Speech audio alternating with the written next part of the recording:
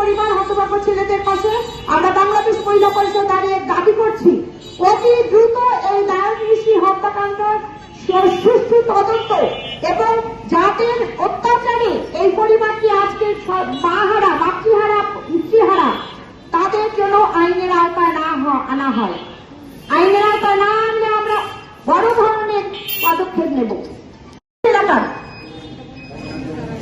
বারবার প্রশাসনকে জানানোর পরে বিভিন্নভাবে তারা জেনেছেন, কিন্তু তারা এখন পর্যন্ত তাদেরকে গ্রেপ্তার করেননি। কিন্তু গতকাল সন্ধ্যায় আমরা সেখানে গিয়েছিলাম বাংলাদেশ মহিলা পরিষদের পক্ষ থেকে। তার বাসার যে পরিস্থিতি, সেখানে তারা তাদেরকে তাদের পাশে তাদের লোক থাকে না, তাদের অর্থনৈতিক সামর্থ্য নেই।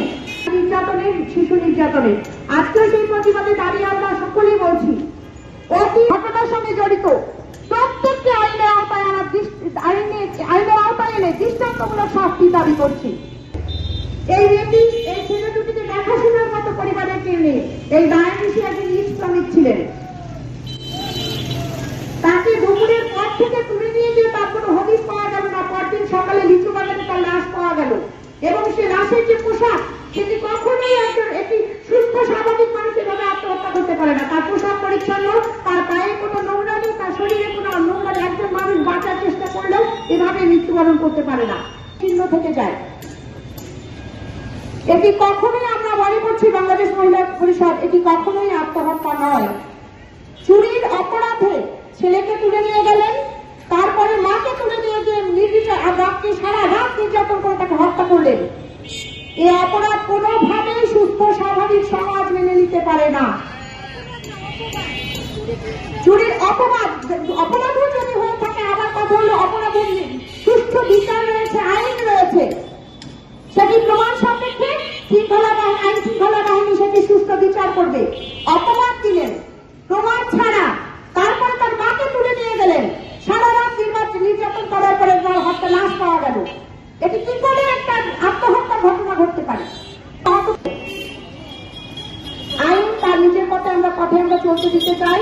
আমরা কখনোই আইনের হাত পা বাড়তে চাই না। আমরা সুস্থ সংবিধানে বিশ্বাস করি, আমরা আইনের প্রতি সর্বোচ্চ সম্মান প্রদর্শন করি।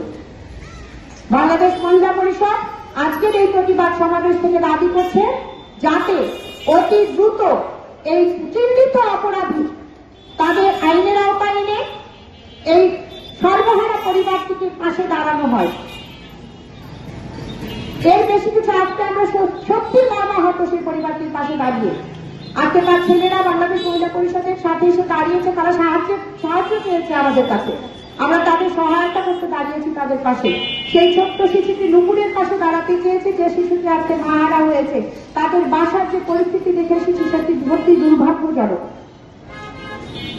প্রশাসন এবং শৃঙ্খলা বাহিনীর কাছে আমাদের সর্বোচ্চ দাবি থাকবে অতি দ্রুত নারায়ণ ঋষি হত্যাকাণ্ডের সর্বোচ্চ নিরপেক্ষ তদন্ত এবং সকল অপরাধীকে আইনের আওতায় এনে তাদের সুষ্ঠু বিচার, এবং এই পরিবারটি যাতে সুষ্ঠু বিচার পায় সেই।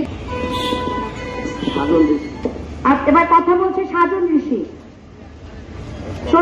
আমি আমার মার বিচার চাই, আর যারা মারছে ওদেরকে জবারে আমি ফাঁসি চাই। কারণ আমার মাকে এভাবে হত্যা করা, এটা আইনের পক্ষে এটা কোনো সম্ভব না। আইনের হাতে ওরা তুলে দিতে পারত, কিন্তু এভাবে নির্যাতন করে মারছে, এটা নিজেকে কতটা কষ্ট লাগে সেটা নিজের কথা। থানায় যেমন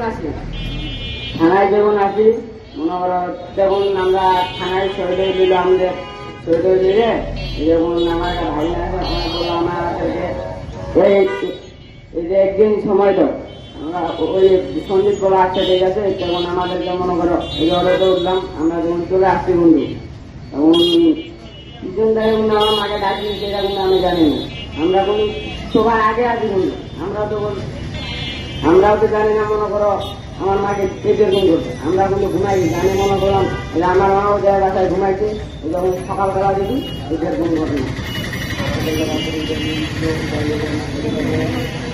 আর রাতে আমাদেরকে উড়ে নিয়ে গেলে আমাদেরকে কিন্তু খুব মারছে।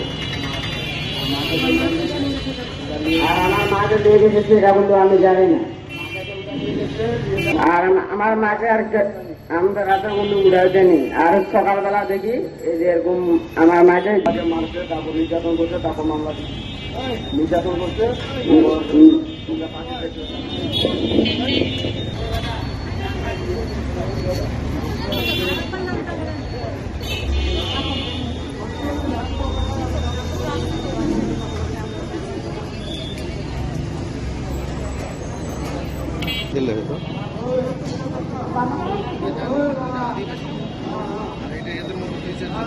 এ পর্যায়ে আমরা দায়ের